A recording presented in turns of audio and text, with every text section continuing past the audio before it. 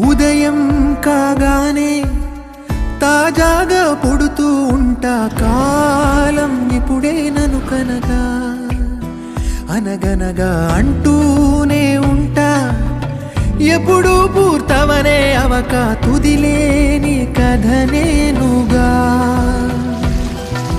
గాలివాటంలాగా ఆగే అలవాటే లేక కాలు నిలవదు ఏ చోట, నిలకడగా ఏ చిరునామా లేక ఏ బదులు పొందని లేక ఎందుకు వేస్తోందో కేక.